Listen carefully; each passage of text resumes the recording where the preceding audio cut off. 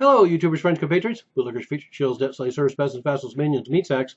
I'm Useful Idiot. Welcome, and let's go out there and talk about fake news. And so now this huge discussion about fake news because this article was posted and then polled, and this list provided that showed all these examples of different kinds of fake news. They actually had three different categories: satire, hoaxes, and propaganda.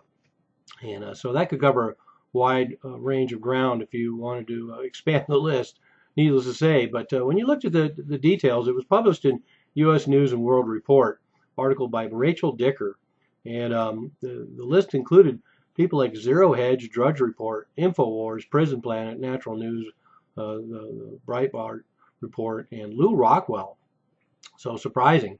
Then a lot of other different sites as well, and I'll post a couple different things down below, and one of them will have the list of all the different ones they pointed out. But the Google and Facebook and YouTube, therefore, because of their connection with Google, are going to be focusing on the fake news, particularly because of what happened during this last election. And we've seen a lot of situations all over the globe where the use of social media, including Google, Facebook, and YouTube, has had huge influences, including revolutions and uprisings in places like Iran and Egypt and the so-called Arab Spring, etc. But when it comes back home to roost in the United States, they have some problems with it, particularly because of this election. Of course, we've seen this in elections before, the so-called alternative media and all the things that get exposed out there on these sites that has an influence on the way these elections have turned out and just the general political consensus out there amongst the public. So we have a list that came out actually from Zuckerberg at Facebook, and these are 7 points he talked about having to address the so-called issue of fake news and the impact it has politically. So one is improved detection. Number 2 is make it easier for users to report false news. Number 3 is third-party verification. Number 4 is labeling stories as false. Number 5 is ensuring quality news appears in the news feed. Number 6 is cracking down on ads with misinformation. And then number 7 is working with journalists to develop better fact-checking systems. So when you look at the list, it seems innocuous enough, and a lot of it could be lip service, but part of it is they're going to be upping the ante. So they're going to be finding a way to isolate and point out sites they consider too provocative if they don't get to the point where they downright just get rid of them. They wanted to do that for a while, particularly on YouTube. There's so many troublemakers out there, hopefully myself included. And but they want to make it easier for users to report false news. Of course, that's going to be a can of worms, having people rat on other people. I know there's discussion on YouTube of having people being able to label your videos. And so that's, like I say, we'll see what happens with that. But that's certainly very disturbing.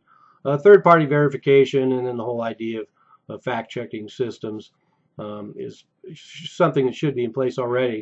Of course, we see enough bullshit get through the cracks at mainstream media outlets, as a lot of people are pointing out now, but they don't have any problem with that. They don't have any problem with bullshit stories about weapons of mass destruction and 30 actors that are actually gay and all that kind of horseshit in real news that they have out there in the mainstream media. And then ensuring quality news appears in the news feed. Of course, that we know what that means. It essentially means getting into that hierarchical system where searches don't even show up anything that challenges the mainstream narrative, whether it's the corporate narrative or the government narrative, which is pretty much the same thing. So yeah, it's a little disturbing. This is all going on now. We see, like I say, upping the ante, and we're probably going to see more of that, particularly in light of the fact that there's so much fear out there about a right-wing Trump administration, and I'm already seeing signs that the liberal media is really trying to counterbalance. We're seeing a lot of feel-good programming out there and commercials about diversity, etc. And I think the atmosphere is going to shift, and they may go on a witch hunt going after these so-called alternative news sources. But you know, as usual, this brings up a lot of things that are worth talking about. People wanting the government once again to protect them, and it's unfortunate that we live in such a big nanny state with a bunch of crybabies, whether it's to the left or the right. And people want corporations to protect them as well. They not only want government to protect them, they want corporations to protect them, and neither the government or the corporations ultimately are going to protect them. So let's get over that. It's better. My attitude is it's better for everyone to know out there what kind of people are out there. I don't want to see any of this roping it in. I just wish people were a little more critical thinking, showed a little more critical thinking, or a little more skeptical. But I like the fact that there's all this crazy horse shit out there. I just wish wouldn't people that I know, for example, wouldn't just automatically see some crazy shit and then forward it to everyone they know and spread this fake news and spreading this misinfo. To God, talk about useful idiots. And this people can't have it both ways. This is the bottom line. And like I say, I like all the craziness out there. I like to know that people are thinking all kinds of crazy shit. People should get a picture of the real world, but they need to keep it in perspective too. The fact that there's a handful of successful neo-Nazi sites doesn't mean that neo-Nazism is spreading around the globe. It just means that 3 or 4 really nutty guys have great graphic skills and can put up a really nice site with a lot of really crazy stuff on it. So anyway, to get back to fake news, yeah, we'll keep an eye on this and see what happens. And people like me and people who are like me that are far more successful, which is nearly everyone, probably have a reason to be nervous because they're going to be under the gun. And I don't feel one of the reasons why I've never upped the ante and got into editing more in my videos and presented the kind of graphics that people obviously enjoy seeing is these I don't want to get any of these third-party violations.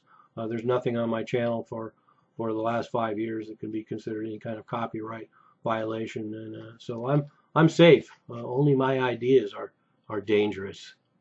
Only what's up here. And the bottom line for me is that I don't do fake news. You know what I do?